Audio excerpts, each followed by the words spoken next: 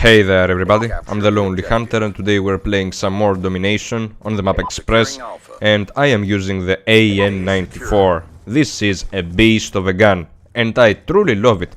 I gotta say that I have gotten some really great games with AN-94 and you see many games of me using this gun just because I try to max that shit out, just because I try to reach the max prestige on this gun, and of course I just want to get all the camos for this gun. I may not get the diamond camo and this will make me sad, because I don't feel like using the other assault rifles as much. Well, you want me to use the TAR? I wouldn't say yeah, and I would use the Type 25, but I wouldn't use the others. It's kinda bad to use almost the other assault rifles other than the AN-94. I don't have a good time. And you see some objective play right here, capping C like a... Oh, what? What? I didn't cap C? Oh, well. That was kinda bad, you know. I had to stop the capture right there, but my teammates didn't go immediately at C. They tried to take these people out, and this is a really bad thing to notice in domination matches. It is really aggravating to see people going for the red dots other than trying to secure the flag first, you know, trying to go around the flag and kill the people. They just go for the dots, they forget about the flag, and if they die in the process, man, the flag is on the opponent's side. And look at that one, the train is coming, or the train just left, I don't know, but those barriers are lifted up, and yeah, that's kinda cool to see that there is some pretty good animation. So I'm running those pretty standard streaks right here, trying to do some damage, and of course I see in many other gameplays, I see in many other beast game types that people are going ham. They are just being close to flags, they are just getting on flags when it is capture time. When all the team is on the flag, they are just going there at the last moment to get the 200 points. And I cannot say that I completely agree with that. You do not deserve 200 points just for being there the last second to get the cap. And of course you don't deserve too many points if you just camp on one flag, because you can camp on your home flag when you spawn, and you can get many points from there just defending the flag. Oh well, you do a good job by defending the flag though, but you don't contribute to the overall victory. Well, if you had more players doing that, then yeah, this would have been a system. But as you see right here, I'm calling in this kill streak, the lightning strike, and sometimes the lightning strike gets me some really cheesy kills. It gets me some really cheesy multi-kills, triple kills, and this is why I keep using it. I don't like the Hellstorm missile, and it doesn't get me good results most of the time, because until the missiles drop on the ground, until they reach the ground, sometimes my enemies are dead. But on here with the lightning strike, you see the radar, you can evaluate, you can calculate where to throw it exactly, and if you do it correctly, then you will have a hell of a great time. And look at that one. That's how you secure a B flag.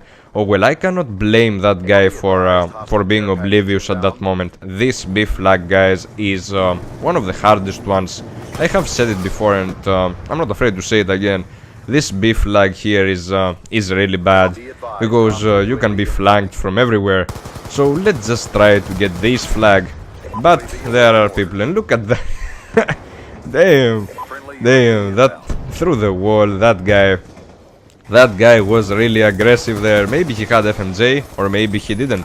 Probably he didn't, because these are paper thin walls, man. These are really thin, really soft walls that they can't penetrate just like that. So yeah, and look at that one. Okay, now this would have been great if I stayed up there. More and more people would go there, and I could have gotten more and more kills on that one.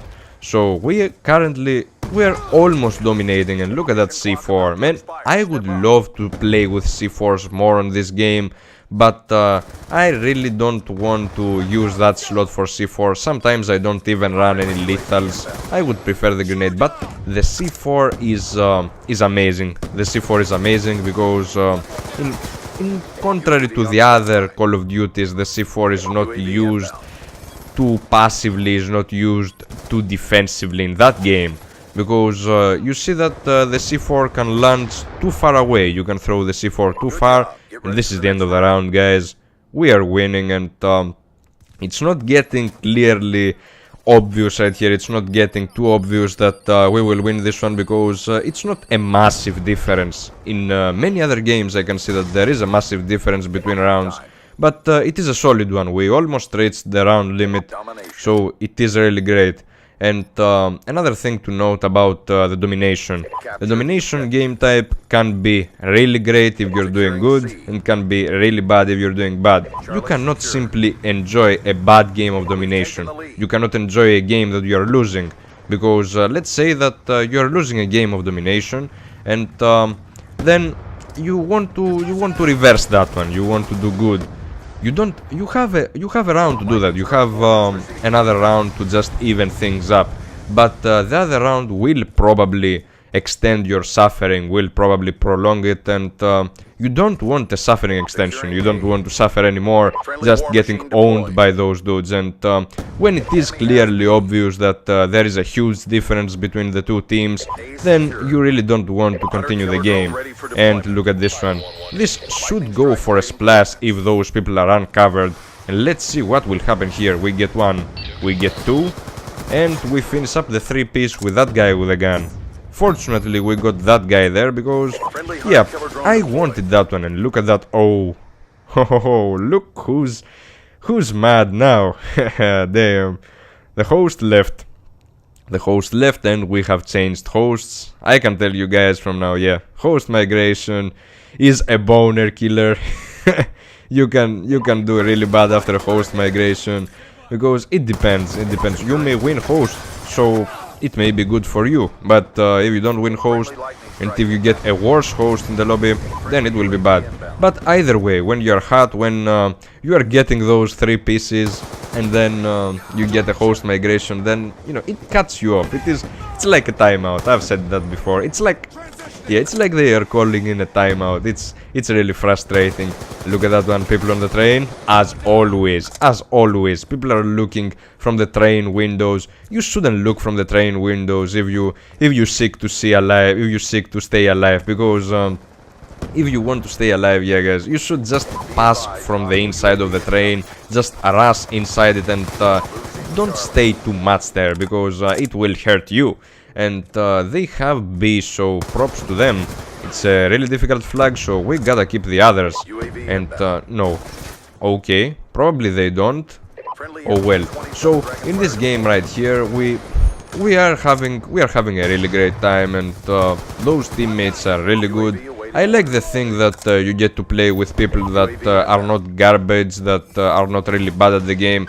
And just say it like that. I should say it like that. It's not that you are bad at the game. It's like you don't devote too much time on the game to get to know it.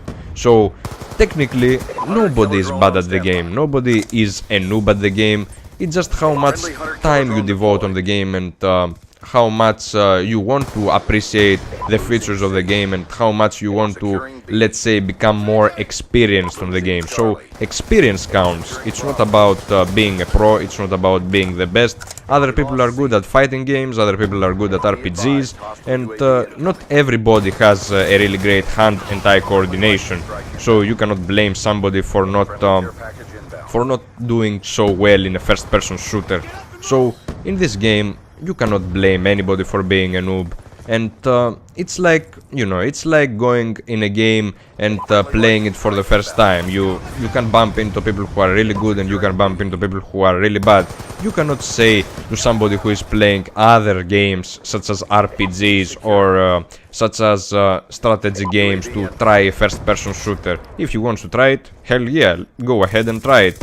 But this thing that they did, the matchmaking system to be according to your skill level, and by skill level meaning, you know, the algorithm between wins, losses, the algorithm between the general KD and score per minute, your whole performance in the game, that's really nice. And it's better implemented in the league play, where things are getting more competitive, where things are going, where people are going for the win actually. So in this public match, in every public match, there shouldn't be such thing, but it's good that they implemented that one, because now the casual Call of Duty player who has played the other titles is going a bit more competitively in the game.